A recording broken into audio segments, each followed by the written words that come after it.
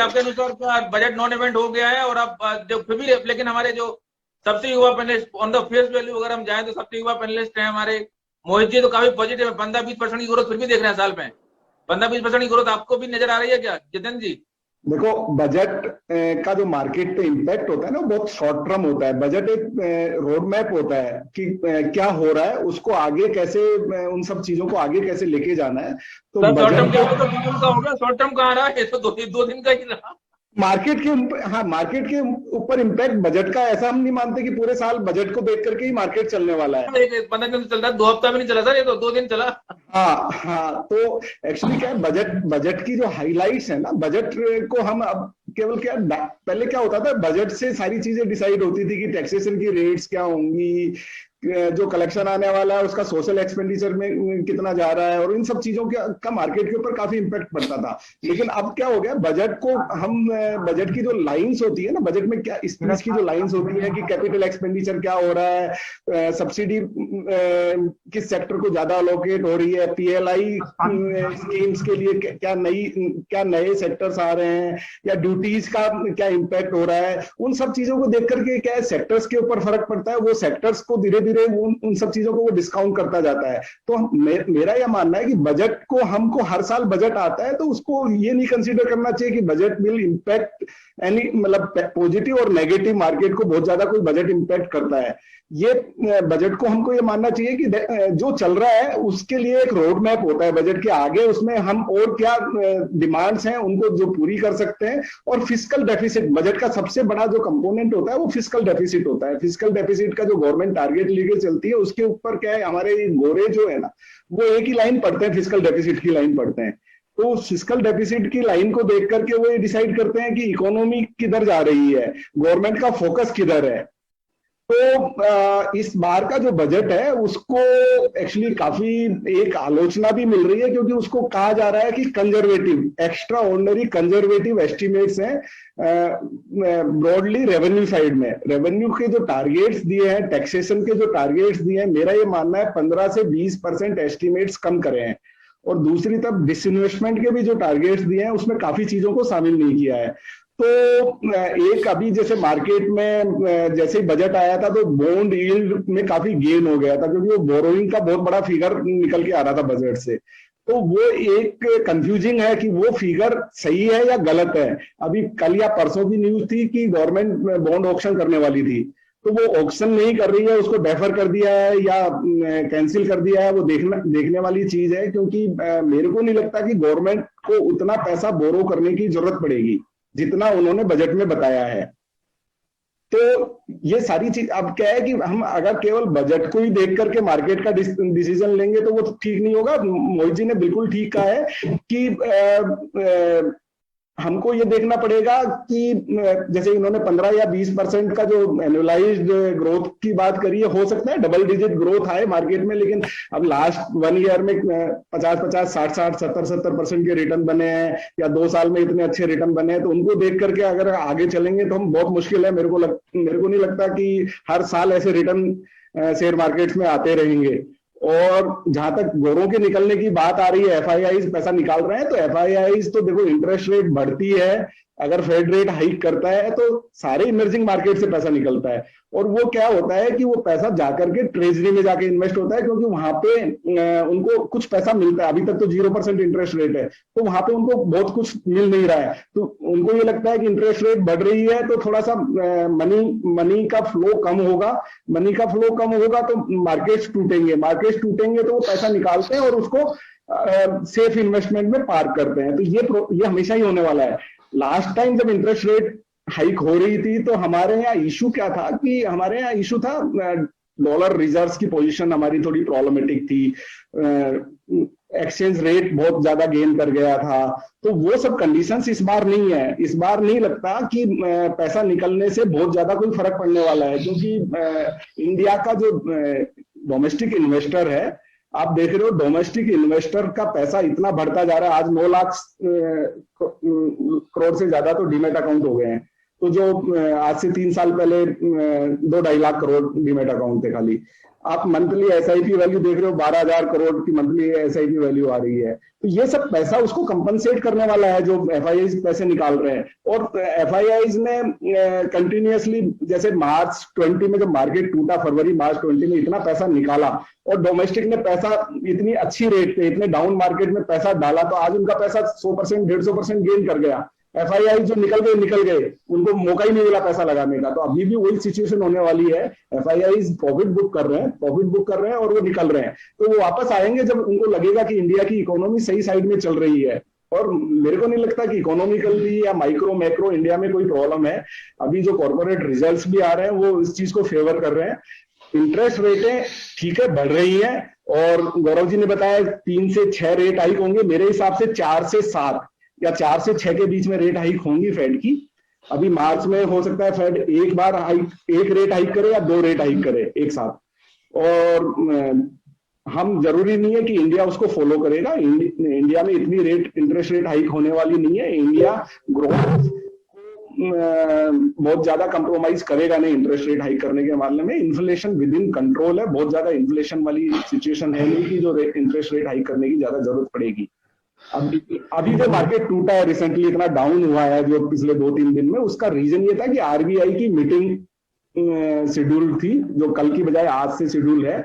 उसमें कुछ चल रहा है कि इंटरेस्ट रेट बढ़ेगी। हाँ, बढ़ सकती है। उसमें रिवर्स रेपो रेट बढ़ने के चांसेस काफी हैं। मोर देन 90% चांसेस है कि रिवर्स रेपो रेट बढ़ेगी। और मार्केट ने डाउन होकर के उसको डिस्काउंट कर दिया है ऑलरेडी। तो रेपो रेट नहीं बढ़ेगी क्या? क्या कह रहे हैं? रेपो रेट नहीं बढ़ेगी? नहीं, मेरे को जहां तक लगता है कि अभी तो एक बार रिवर्स रेपो रेट ही बढ़ेगी। आप अभी बता दीजिए कि कौन से में घुसना है, हम अपने फिर से बुला लेंगे, फिर से पूछ लेंगे कब निकलना है। अनुपम जी कह रहे थे सेक्टर पे, अनुपम जी कह रहे थे वो उन कंपनियों की तरफ देखते ही नहीं जो सरकार के क्रम पे है। हाँ, इसलिए उनसे पूछ रहा था कि वो कौन सी कंपनी कम से कम कुछ तो बाहर कर दें। स्वतंत्र जी, मार्केट के ऊपर डिपेंड नहीं करती कोई भी कंपनी की इंडेक्स क्या चल रहा है। वो इंडिविजुअल कंपनी की परफॉर्मेंस और उसकी रिसर्च पे डिपेंड करती है। हम उसमें इंडेक्स नहीं देखते कि जिसे किसी कंपनी में पैसा इन्वेस्ट करना होता है तो वो कंपनी के खुद को देखना पड़ता है वो कंपनी कैसी चल रही है और उसकी क्वार्टर ऑन क्वार्टर क्या प्रोग्रेस है, उसमें क्या चेंजेस हो रहे हैं कंपनी में। तो वो इंडेक्स के ऊपर या प्राइस के ऊपर कोई उसका डिसीजन नहीं होता है कि आज लेना है या मार्केट टूटेगा तब लेना है। तो वॉरेन बुफे भी यही कहते हैं कि वॉरेन बुफे का कहना यह है कि अगर जो चीज आप खरीदना चाह रहे हो वो खुद के ऊपर आजमा लो आप, कि वो उसका आप कितना समझते हो उसके बारे में। अगर आप उसको अच्छी तरह से समझते हो वही चीज ले हो। कोई दिखावा है उसको आप ले लोगे ना तो उसको समझ ही नहीं पाओगे। आप समझ नहीं पाओगे तो आप उसमें लॉस खाओगे। तो मेरा कहने का मतलब और अनुपम जी का कहने का मतलब यही है कि जो चीज जो ले रहा है उसको खुद को समझ में आनी चाहिए कि वो क्या ले रहा है। और अगर उसके बस का नहीं है तो फिर उसको एनालिसिस के पास या एक अच्छे इन्वेस्टर एडवाइजर के पास जाना चाहिए और वो उसके हाथ में सौंप देना चाहिए। वो करेगा इन्वेस्ट। अगर आज अनुपम जी आपको स्टॉक बता देंगे और आप खरीद लोगे या कोई पब्लिक में कोई खरीद लेगा तो वो कब निकलना है, क्योंकि रातों रात चेंज होती रहती है, न्यूज भी चेंज होती रहती है। जरूरी नहीं है वो स्टॉक बढ़िया ही होगा, 3 साल में या 5 साल में बहुत अच्छे रिटर्न दे देगा। उसको पूरा वॉच लिस्ट में रखना पड़ता है। उसके ऊपर जो भी डेवलपमेंट होते हैं वो उसके हिसाब से वो चेंज होता रहता है। बस थोड़ा सा मैंने बीच में ये इंटरफेयर किया क्योंकि आप स्टॉक्स के नाम पूछ रहे थे। बिल्कुल जितेंद्र जी, एडवाइजर का जमाना आ गया है अब तो, क्या कहेंगे? बिल्कुल सही बोल रहे हैं। एडवाइजर का जमाना अभी नहीं आ गया, एडवाइजर का जमाना शुरू से है। और ये मार्केट की वॉलेटिलिटी जो है ना वो एडवाइजर को और पावरफुल बना देती है। क्योंकि मार्केट अगर वन साइडेड चलेगा ना तो एडवाइजर की जरूरत ही नहीं पड़ेगी, या तो डाउन साइड में या अप साइड में। एडवाइजर की जरूरत ये मार्केट की वॉलेटिलिटी की वजह से बहुत ज्यादा है, क्योंकि एडवाइजर ही एक है जो हाथ पकड़ के इन्वेस्टर का रखता है। जब मार्केट टूटता है तो और मार्केट तेज होता है तो एडवाइजर को समझाता है कि this is not the right time to invest, या फिर वो ये कहता है कि यहाँ नहीं यहाँ इन्वेस्ट करना चाहिए। तो एडवाइजर रिस्क को भी कम करता है और रिटर्न को भी बढ़ाता है। दोनों साइडों में काम करता है एडवाइजर। जरूरी नहीं है कि एडवाइजर एक साइड में ही काम करता है, वो दोनों साइडों में काम करता है। तो एडवाइजर की इंपॉर्टेंस काफी ज्यादा है। आपने मेरे से पहले एक क्वेश्चन किया था सेक्टर्स का, तो सेक्टर्स में मैं संदीप जी की बात से बिल्कुल सहमत हूँ। सेक्टर्स में मेरा जो फर्स्ट सेक्टर है वो बैंकिंग है। Banking specially PSU, large banking और प्राइवेट बैंकिंग, क्योंकि वहां पे कोरोना से पहले की सिचुएशन और कोरोना की बाद की सिचुएशन में बहुत बड़ा चेंज है। और ये जो बजट में जो कैपेक्स का प्लान है या डिजिटल इंडिया का प्लान है या ग्रीन एनर्जी का प्लान है, इतनी सारी ड्यूटीज में कट है और इतनी ट्रांसपेरेंसी जो आ रही है डिजिटल पॉइंट ऑफ व्यू से, तो वो सारी चीजों का फायदा मिलने वाला है बैंकिंग सेक्टर को। तो लार्ज पीएसयू बैंक्स और प्राइवेट बैंक्स बहुत अच्छे लग रहे हैं आगे। और उसके बाद नंबर आता है इंफ्रास्ट्रक्चर का। तो इंफ्रास्ट्रक्चर में स्पेशली जो पावर डिस्ट्रीब्यूशन के अलावा जितनी भी पावर की कंपनी है, पावर इंफ्रा की कंपनी है, वो बहुत अच्छा काम करने वाली है। और रोड, रेलवे, इनसे रिलेटेड जो एंसिलरी इंफ्रास्ट्रक्चर की कंपनियां हैं वो बहुत अच्छा करने वाली हैं।